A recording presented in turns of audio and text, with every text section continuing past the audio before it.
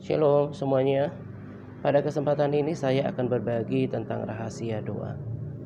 Nah, sebetulnya materi ini saya peruntukkan kepada para sahabat saya yang sudah bertumbuh bersama dengan diri saya di dalam pelayanan ini kurang lebih 3 hingga 4,5 tahunan. Mereka yang sudah setia bersama saya bertumbuh di dalam pelayanan ini. Tetapi saya berpikir bahwa materi ini juga akan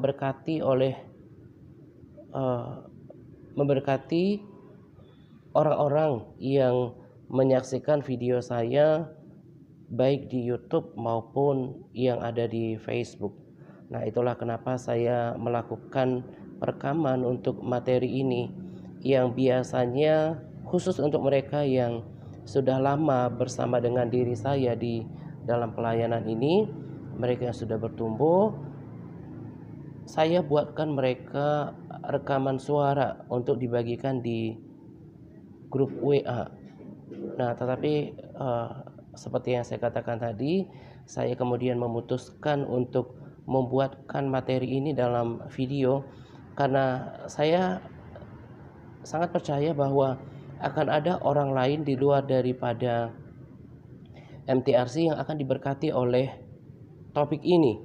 Sekalipun saya tahu sesungguhnya materi ini adalah materi yang berat, ya, karena tentang doa. Kenapa saya katakan materi yang berat? Karena jangankan berdoa seperti yang saya maksudkan pada topik kali ini, berdoa di mana spending time with God, menghabiskan waktu dengan Tuhan, waiting on Him, menantikan Dia, bukan cuma seperti itu, bukan cuma mengungkapkan kata-kata permohonan, berdoa untuk berbagai kebutuhan kita, bukan. Tetapi di mana kita menghabiskan waktu berdiam diri di hadirat Tuhan, gitu. Nah, adapun dorongan yang membuat saya kemudian mengangkat topik ini dalam video saya adalah, jadi untuk para sahabat saya yang ada di MTRC Intermediate saat ini, saya mengagumi apa yang sedang kita lakukan saat ini. Saya bersyukur untuk tuntunan Tuhan di mana kita sudah 1 bulanan mengaktifkan doa malam yang saya pimpin sendiri 3 kali seminggu berselang-seling begitu dengan Bu Walinang. Ada doa berantai, ada doa bersama gitu. Saya sangat mengagumi dengan atmosfer yang saya rasakan, saya saksikan di dalam komunitas kita. Jauh berbeda dengan bulan-bulan yang lalu. Sebagaimana ketika saya pertama kali mengaktifkan paket aktivitas rohani yang kita lakukan di akhir 2017 ya. Nah, sejak tahun itu kan sampai sekarang kita bisa rasakan perbedaan kekristenan kita. Berbeda ketika tahun 2015 pertengahan sampai akhir 2017 saya coba untuk melayani dengan posting. Hasilnya tidak maksimal, tidak sampai menghasilkan orang-orang Kristen yang berbeda, yang berubah, yang tangguh seperti yang sekarang. Saya sangat percaya bahwa sekarang telah lahir sahabat-sahabat yang tangguh, yang kuat, yang bersemangat di dalam Tuhan, bahkan sudah melayani bersama dengan saya. Itu adalah akibat daripada praktek kekristenan kita yang melakukan PAR. Kita harus membaca Alkitab setiap hari, kita harus menjadi pelaku atasnya, kemudian kita berdoa, kita bahkan berpuasa, kita melayani. Nah, itulah yang membuat kekristenan kita menjadi aktif, menjadi bersemangat. Nah, lalu tuntunan doa yang sudah kita aktifkan 1 bulan yang lalu, kemudian menambah lagi,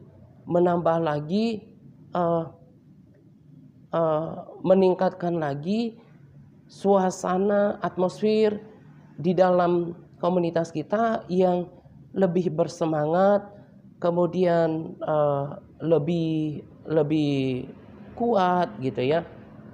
Itu saya sangat rasakan. Jadi kemarin lusa rasanya saya mengagumi suasana ini, karena saya kan sering katakan bahwa sekalipun kita berjauhan, tetapi di dalam spirit saya bisa rasakan atmosfer yang ada di antara kita. Entah sedang lemah, entah sedang bersemangat, atau setiap orang kemudian sedang tidak bergairah gitu ya. Saya bisa rasakan. Nah, demikian juga apa yang saya saksikan pada kemarin lusa gitu ya. Saya sangat bersyukur kepada Tuhan di mana suasana di dalam komunitas kita itu menjadi lebih tenang, stable, kemudian bergairah. Memang tidak bisa dijamin 100%, karena di dalam setiap rombongan saya nggak percaya bila 100% akan bisa mengikuti gitu ya. Saya nggak percaya bila semuanya 100% akan bisa ikut pada tuntunan gitu ya. Tetapi hampir semuanya kita, mayoritas kita bisa mengikuti tuntunan dan berubah menjadi bersemangat sekarang gitu ya. Saya baru mengagumi itu kemarin lusa, bagaimana kita sekarang sangat bersemangat, berbeda. Daging kita semakin ditaklukkan. Memang ketika kita rutin berdoa tiap malam, baik berdoa bersama seperti tuntunan doa yang dibagikan oleh Bu Alinang, lalu kemudian doa peperangan yang saya pimpin, memang daging kita berontak gitu ya. Tetapi kemudian manusia roh kita menjadi kuat gitu. Jadi ketika saya baru menikmati suasana di antara kita itu, ketika saya buka Facebook kemarin lusa, saya lihat video yang juga sudah dibagikan oleh Pak George di akun pribadinya. Pengajaran Benny Hinn tentang doa gitu. Saya saksikan video ini sampai saya ulang-ulang gitu. Sesungguhnya nggak ada yang terlalu baru bagi saya dari pengajaran Benny Hinn, tetapi bagaimanapun ada power yang berbeda dari pengajaran beliau gitu ya. Saya ulang-ulang, saya pelajari gitu, dan apa yang dibagikan sebetulnya bukan sesuatu yang baru buat saya dan juga buat para sahabat, karena saya selalu menekankan tentang pentingnya doa. Saya sudah sering katakan kan kepada para sahabat bahwa kalau kerohanian seseorang menjadi kendur, dia menjadi lemah, dia menjadi tidak bersemangat melakukannya, saya selalu katakan cek doanya. Saya juga sering katakan bahwa bukti kestabilan, kedewasaan rohani seseorang adalah bahwa dia tidak bermasalah dalam hal berdoa. Ya kan? Saya sudah sering katakan seperti itu. Jadi saya sangat saya menganggap bahwa berdoa ini adalah bagian yang sangat penting daripada di dalam kekristenan kita. Memang baca Alkitab itu penting, memperkatakan firman Tuhan itu penting, terlebih melakukannya gitu ya. Lalu kemudian berpuasa juga penting. Tetapi doa saya berpikir melebihi semuanya, karena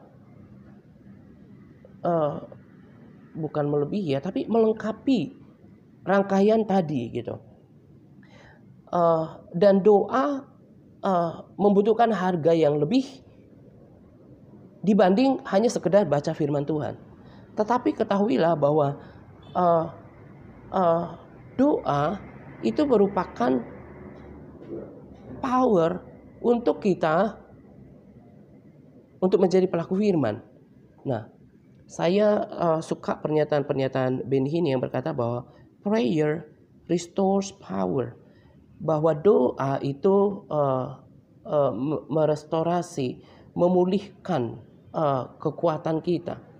Prayer restores our inner man. Doa itu memulihkan manusia batiniah kita. Jadi sama seperti handphone kita yang kita pergunakan setiap hari, dia kan supaya bisa menyala kita bisa pakai di WA, Facebook, atau menyaksikan video di YouTube. Itu harus ada power.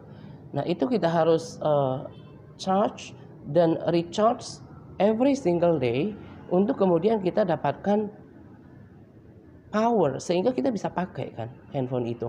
Nah, demikian juga dengan doa. Doa itu merupakan kegiatan di mana kita recharge our strength every day.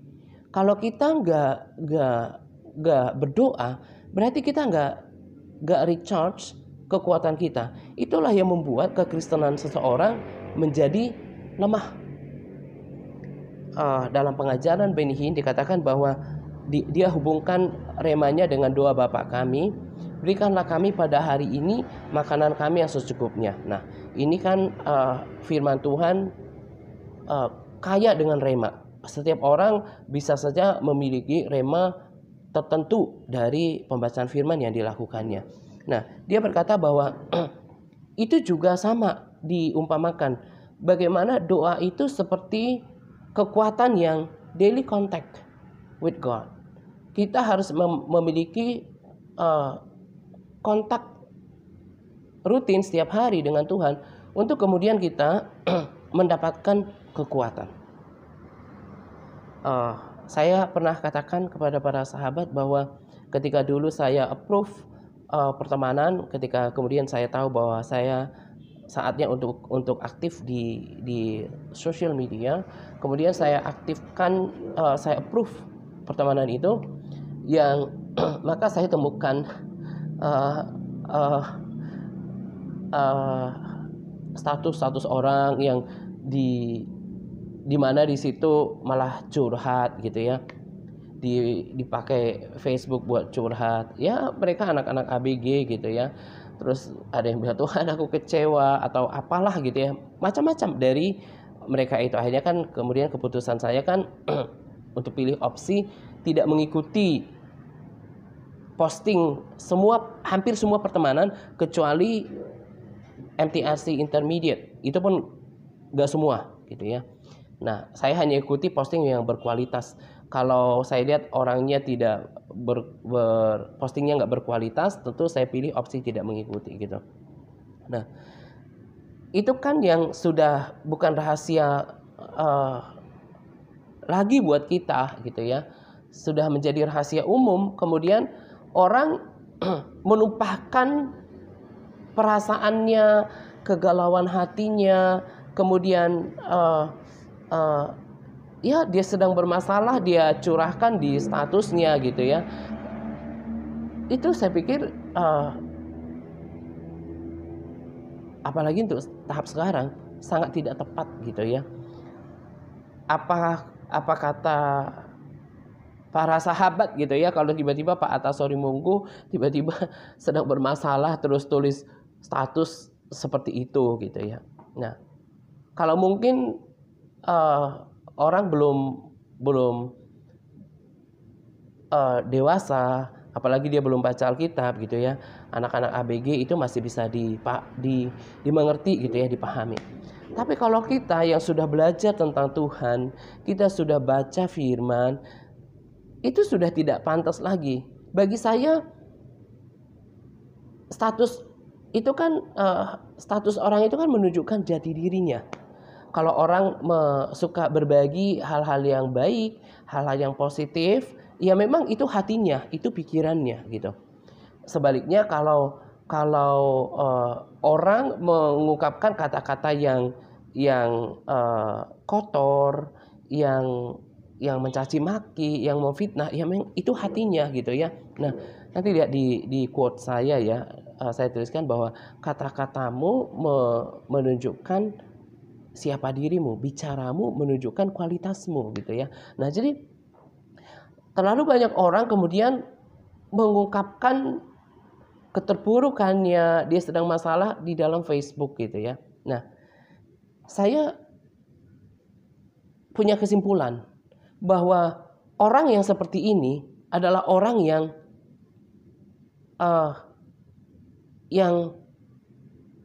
tidak berhasil menjangkau Tuhan dalam doa, atau memang dia sama sekali nggak berdoa. Sebab di dalam doa kita akan menemukan hal-hal yang ajaib dan luar biasa.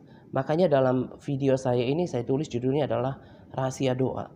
Nanti kalau tentang doa ini kan sebenarnya agak sangat luas gitu ya. Nah, jadi kalau nanti saya kemudian digerakkan untuk membuat video tentang doa lagi, maka nanti saya akan ubah ini rahasia doa part 1 gitu. Nah, kembali kepada apa yang saya katakan tadi. Ada orang yang kalau bermasalah, hatinya lagi galau, hatinya lagi gundah gitu ya, menjadi lemah, malah mengungkapkan keberadaan dirinya itu di Facebook gitu. Saya malu ya kalau sampai se-RT gitu ya, atau se-Facebook, atau ya entah mungkin di Instagram atau apapun itu bentuk sosial medianya gitu ya, apapun platformnya,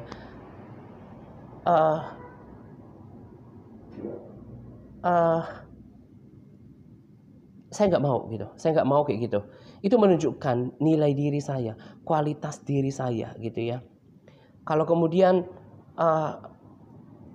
kita bermasalah, semua orang tahu gitu ya, se-RT, sekomunitas kita gitu.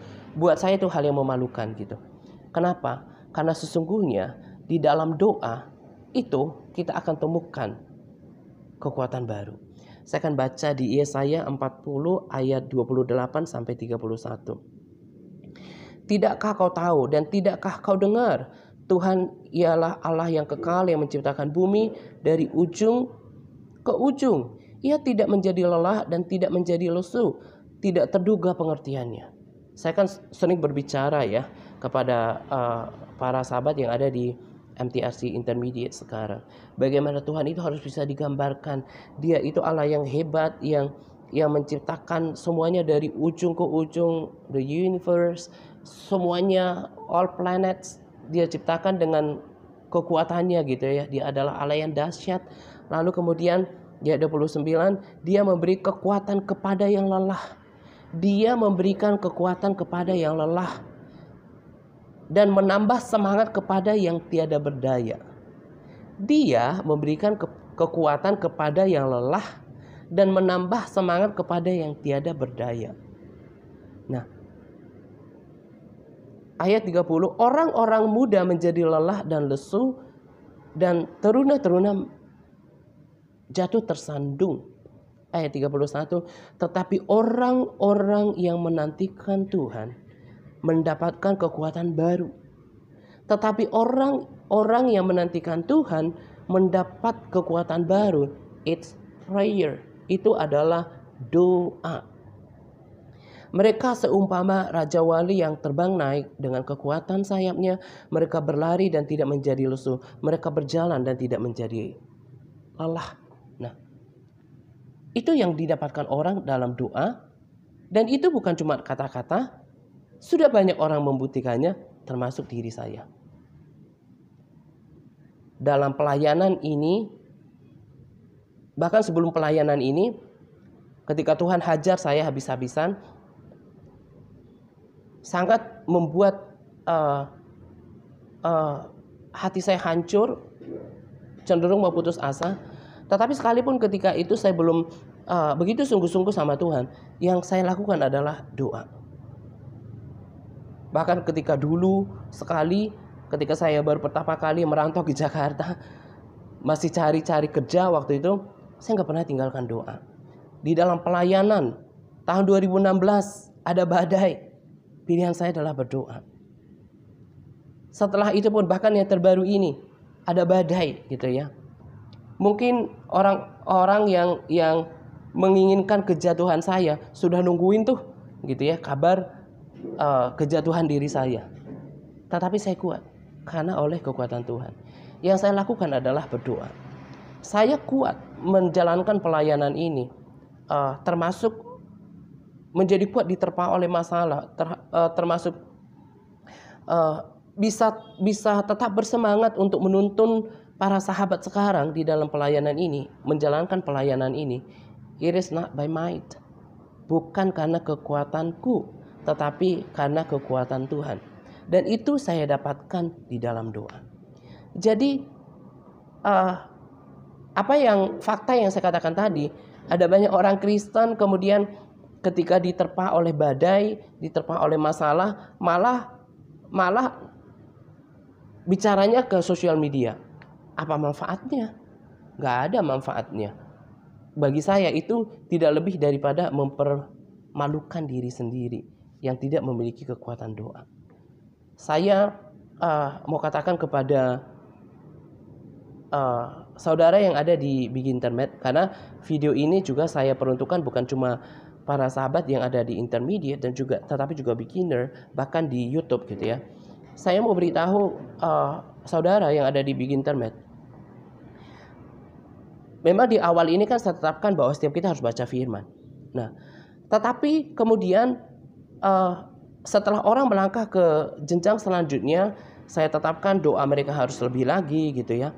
Nah, termasuk yang sekarang sedang saya monitor gitu ya, menjadi tidak bersemangat, kalah terhadap masalah gitu ya. Padahal kan firman Tuhan sudah jelas katakan bahwa pencobaan-pencobaan yang Tuhan izinkan terjadi itu tidak melebihi kekuatan kita. Masalahnya kekuatan yang seperti apa? Apakah kekuatan yang bersandar pada diri kita sendiri? Apakah kekuatan kita yang align with God, yang berjalan bersama-sama dengan Tuhan? Nah, saya beritahukan kepada saudara yang ada di Big Internet gitu, bahwa ada orang-orang yang kemudian tadinya mengawali pertandingan iman di dalam pelayanan ini dengan roh menggebu-gebu gitu ya. Tetapi pada akhirnya menjadi kendur, bahkan undur. Kenapa? Karena salah satu faktor yang besar yang saya simpulkan adalah bahwa mereka tidak membayar harga, tidak memiliki komitmen diri yang tinggi untuk berdoa. Saya tertarik dengan pernyataan Benny Hinn yang sekalipun beliau adalah hamba Tuhan kaliber dunia, dia katakan bahwa itulah harga yang kita harus bayar semuanya. Memang berdoa itu tidak enak. Saya sudah bagikan kepada para sahabat yang ada di MTRC Intermediate, sama seperti Elia, ketika itu dia ketakutan oleh gertakan Isabel. Lalu kemudian dia mau mati kan? Tetapi Tuhan minta dia naik ke Gunung Horeb. Saya sudah berkali-kali bagikan rema ini. Untuk dalam keadaan ketakutan, keadaan lemah, tapi harus naik gunung. Itu artinya harga yang kita harus bayar untuk mematikan kedagingan kita, untuk mencapai hadirat Tuhan, untuk mendapatkan kekuatan yang supranatural. Tetapi apa yang kemudian didapatkan oleh Elia? Dia menjadi kuat kembali. Nah, demikian juga dengan kita. tadi saya katakan pernyataan Benihin bahwa itu yang harga yang kita harus dapat, kita harus bayar gitu ya. Dan itu juga yang saya yakini bagian daripada pintu yang sesak dan jalan yang sempit yang Tuhan katakan itu. Sebab tidak mudah untuk kemudian memiliki jam-jam doa yang teratur setiap hari, bahkan ketika ada masalah, sedang lelah, sedang penat, sedang jenuh, sedang malas gitu ya. Tapi harus memiliki daily contact with God. Harus memiliki kontak yang rutin setiap hari dengan Tuhan. To recharge our strength. Untuk mencas ulang kekuatan kita. Saya sangat yakin yang membuat saya kuat melayani para sahabat, menjalankan pelayanan ini, bahkan diterpa badai. Itu semua karena saya tidak pernah tinggalkan jam-jam doa saya. Saya selalu bersaksi tentang jam doa saya kepada orang-orang yang saya layani, bukan untuk menyombongkan diri. Justru sebetulnya ketika saya tunjukkan itu, saya selain memberikan teladan, selain memberikan teladan dalam berdoa, selain memberikan teladan dalam berdoa, tetapi juga sebetulnya saya sedang mengakui bahwa saya lemah tanpa Tuhan. Itulah kenapa saya bayar harga sudah 5 tahun. Tahun pertama saya masih ingat jam doa saya itu jam 4 sampai jam 5-an gitu ya. Setelah tahun kedua, saya sampai sekarang terus meningkat jam doanya saya. Itu jam 2 pagi sampai jam 4. Saya harus berdoa every single day. Itu keputusanku. Berdoa setiap hari 2 jam di hadirat Tuhan. Hanya kadang-kadang saya tapi jarang. Ketika saya terlalu lelah hanya berdoa 1,5 jam pagi hari. Ada doa tengah hari, ada doa malam. Itu rutin. Dan saya spending 5 to 6 hours a day to pray. 5 sampai 6 jam setiap hari untuk berdoa. Karena itu akan merecharge saya untuk kemudian kekuatan saya menjadi fully charged. Sehingga saya kemudian mampu berdiri sekarang. Apalagi yang terakhir ini badai gitu ya. Orang-orang yang para sahabat setia saya yang menyaksikan saya di fitness seperti itu. Bahkan ada yang sahabat setia saya yang sampai nangis gitu ya, menyaksikan kejahatan orang-orang yang memfitnah saya gitu ya. Mereka saja bisa merasakan. Saya memang sama sekali tidak menyaksikan itu. Makanya kan syukur saya tidak mengikuti posting orang-orang yang menurut saya nggak mutu gitu ya. Jadi saya nggak saksikan kata-kata itu karena saya tahu si jahat berusaha untuk melemahkan saya. Karena musuh saya di sini bukan orang, bukan darah dan daging, tapi penguasa-penguasa, pemerintah-pemerintah, penghulu-penghulu dunia yang gelap ini, roh-roh jahat itu saya ikat, patahkan, hancurkan kuasanya dalam nama Yesus, dan saya kembali bangkit gitu ya. Tadi saya katakan mungkin orang-orang yang menyerang saya, memfitnah saya lagi nungguin gitu, udah jatuh belum, udah hancur belum gitu ya dirinya dan pelayanannya gitu ya. Tetapi kan Tuhan adalah kekuatanku gitu ya, and He is my righteousness. Dia adalah kebenaranku. Secara daging saya pengen ngebalas, tapi seperti yang saya bagikan di akun pribadi saya itu, cari Tuhan itu yang terbaik gitu ya. Dan saya tahu perlawanan saya bukan darah dan daging.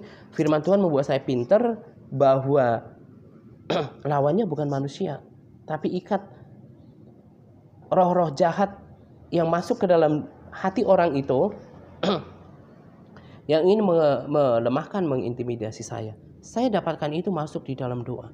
Saya dapatkan kekuatan baru dalam Tuhan. Dan saya kuat, saya bisa melewati ini semua karena kekuatan yang daripada Tuhan yang saya dapatkan dari doa. Nah, tadi saya sudah bagikan bagaimana kalau ketika masuk dalam hadirat Tuhan di dalam doa, dikatakan bahwa Dia memberi kekuatan kepada yang lelah. Kalau lelah, ya berdoa gitu. Kalau ia menambah semangat kepada yang tiada tara, yang tiada berdaya gitu. Kalau nggak berdaya, yang nggak berdaya, lemah, ya berdoa. Bukannya kemudian membagi-bagikan status itu ke sosial media. Itu kan bagi saya itu seperti membuka aib sendiri gitu ya. Tuhan ada kok untuk kita temui, untuk kemudian kita mendapatkan kekuatan baru. Di ayat 31 dikatakan, tetapi orang-orang yang menantikan Tuhan mendapatkan kekuatan baru. Nah, tadi sudah bagikan ayat ini. Lalu kemudian saya akan memberikan penekanan yang kedua tentang revelation yang saya dapatkan, pewahyuan yang saya dapatkan dari ayat ini. Orang-orang yang menanti-nantikan Tuhan mendapatkan kekuatan baru. Nah, itulah kenapa orang Kristen tidak cukup hanya berdoa, hanya minta Tuhan berdoa untuk ini dan itu gitu ya, terus selesai gitu. Enggak bisa. Benny Hinn dalam pengajarannya mengibaratkan itu ada 3 sections, seperti yang di dalam perjanjian lama ada ruang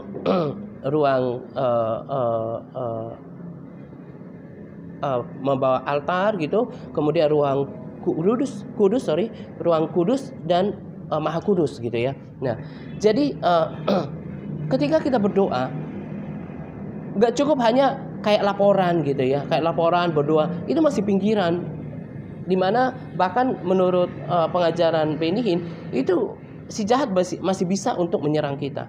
Tetapi kita harus masuk deeper, lebih dalam lagi, masuk di dalam doa. Itu yang selalu saya ajarkan kepada para sahabat saya. Harus sampai terjadi persekutuan dengan Tuhan itu sendiri. Kalau bahasa Chonam Thomas, itu harus terjadi komunikasi batin dengan Tuhan itu sendiri. Itulah kenapa Tuhan tidak asal bicara ketika berkata bahwa tidak sanggupkah engkau berjaga-jaga barang 1 jam saja.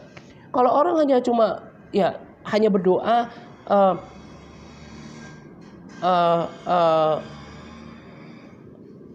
5-10 menit gitu, 5-10 menit gitu, ya hanya berdoa.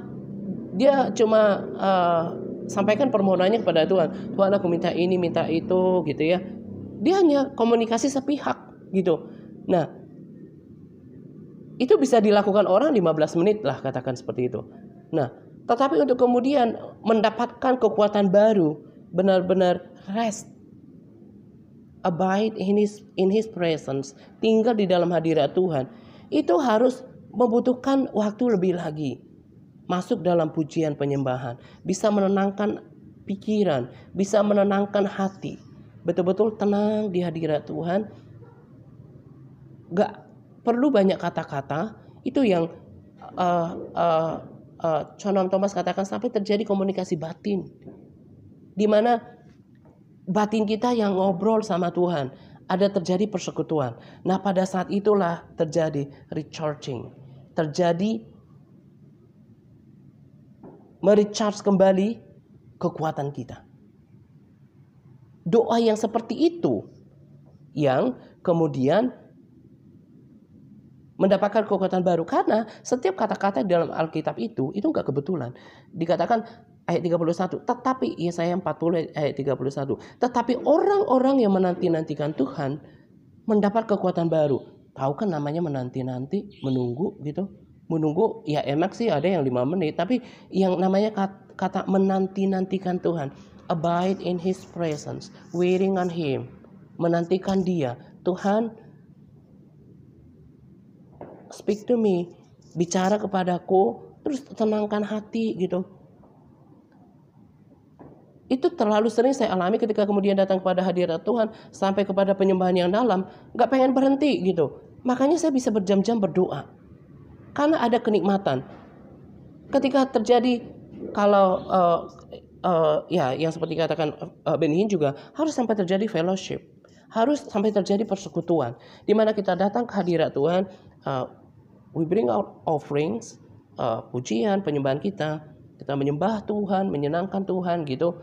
Masuk dulu sampai kepada kita bisa tenang, pikiran kita tenang. Saya juga kan pernah bagikan video bahwa ketika kita masuk dalam hadirat Tuhan, sungguh-sungguh God controls. Tuhan yang mengontrol, hingga kemudian waktu kita gak kerasa udah 1 jam, udah 2 jam gitu berdoa. Kenapa? Karena Tuhan udah ambil kendali di dalam seluruh hidup kita. Nah, disitulah proses ilahi itu terjadi, di mana Tuhan recharge our strength, sehingga kita menjadi orang yang berbeda.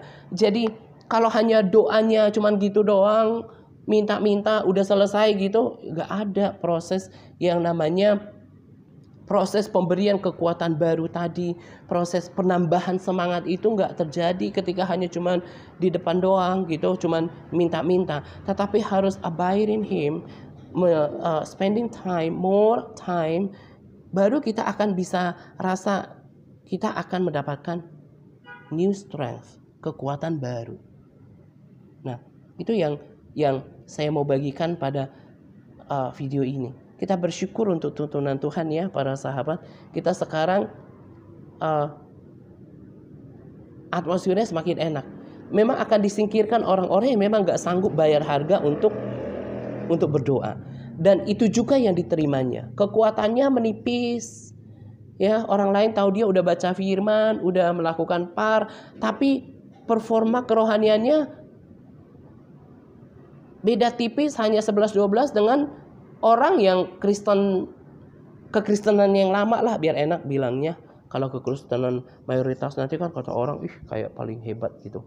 Nah, jadi kekristenan yang lama deh gitu. Nggak jauh beda, kenapa? Doanya, performa doanya merah gitu.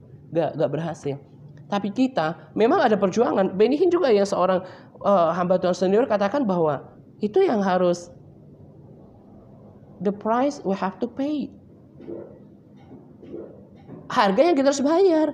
Tapi ketika kemudian kita mampu membayarnya, gak sia-sia. Ada kekuatan baru yang Tuhan tambahkan kepada kita.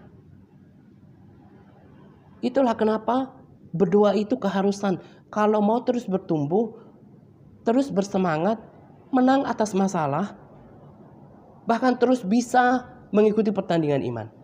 Orang-orang yang tadinya bersama dengan saya sejak lama gitu, gak mau didisiplinkan berdoa, kekristenannya gitu-gitu aja. Gak bisa menjadi berkat lewat mulutnya. Gak bisa bersemangat. Bahkan saya cukup yakin jatuh bangun dalam dosa gitu. Boro-boro mau menemukan panggilan Tuhan dalam hidupnya. Karena saya tahu Tuhan tidak pernah iseng untuk membuat kita. Tuhan punya tujuan ketika Tuhan menciptakan kita. Tetapi kemudian orang gak bisa temukan itu. Salah satunya karena dia tidak berkomitmen untuk membangun daily contact kepada penciptanya. Nah, karena itu para sahabat sayang di MTRC Intermediate terus lakukan ini. Ini yang membuat saya kuat di tengah badai yang para sahabat baru saja saksikan. Saya tidak bisa secara daging, apalagi kalau saya rasa-rasa gitu ya, saya pasti gagal. Tapi itu yang Tuhan katakan, janjikan ketika kita datang di hadiratnya. Bahkan kita nggak ucapkan kata-kata pun, kemudian kita berdiam diri di hadirat Tuhan, maka Tuhan dia kan Allah yang setia ya.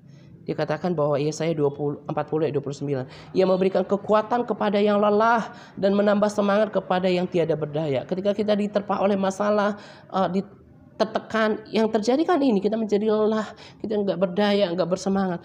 But when we pray, kita akan dapatkan kekuatan baru. Saya menjadi saksi daripada janji firman Tuhan. Benny Hinn juga saya tahu dia mendapatkan kesaksian atas apa yang dibagikan. Itu juga yang disaksikan oleh para sahabat yang mengikuti tuntunan saya. Ada orang-orang yang hebat sekarang di TRC yang bahkan bukan lagi hanya berdoa untuk dirinya sendiri. Itu semua karena doa. Karena itu, sebagaimana saya katakan tentang kisah Elia yang harus naik bukit, naik gunung Horeb untuk kemudian menjangkau Tuhan, tetapi dia menjadi kuat kembali. Nah, demikian juga kesaksian Daud banyak sekali. Ketika dia berseru kepada Tuhan, dia kemudian mendapatkan kekuatan baru. Nah, supaya bisa tetap dalam pertandingan iman ini, supaya terus bersemangat, bayar harga, seperti yang seorang pastor yang kaliber dunia katakan bahwa itu adalah harga yang kita harus, we have to pay, kita harus bayar. Saya bayar itu Gak mudah, sudah mau 5 tahun saya berdoa, apalagi terakhir ini. Setiap hari saya tidak mau lewatkan, kecuali ketika di Jambi saya kemarin sakit kan. Tidak pernah saya lewatkan doa pagi, jam 2 sampai jam 4, doa tengah hari, doa malam. Maka kekuatan saya menjadi kerohanian saya selalu fully recharge. Karena apa? Saya dapatkan kekuatan Tuhan. Ketika kita berdoa, maka kekuatan baru tadi ditambahkan. Kalau mau bertahan, ini tidak boleh dilupakan. Sekalipun kadang-kadang membosankan ketika kita berdoa bersama, kan malah kita harus doakan orang lain. Tetapi kalau para sahabat setia lakukan ini, maka akan tetap bersemangat, tetap berapi-api. Dan ini yang membuat seseorang layak di hadapan Tuhan, selain ketaatan loh, selain ketaatan.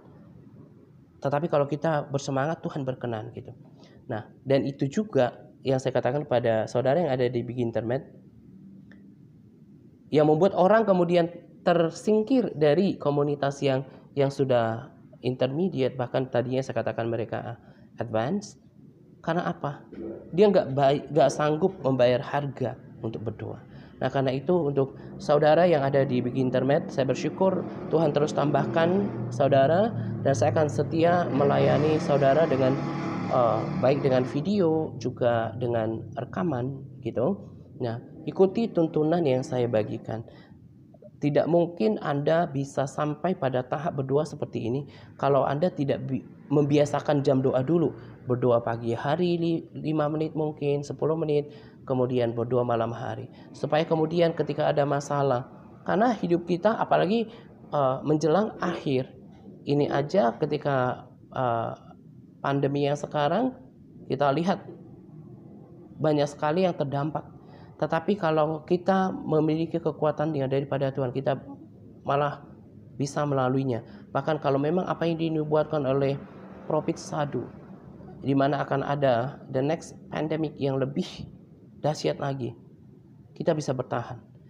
Karena kekuatan yang supranatural yang dari Tuhan kita butuhkan untuk kita bisa bertahan dalam hidup, kita tidak menjadi lelah, tidak menjadi lemah, bahkan kendur dalam kerohanian gitu ya.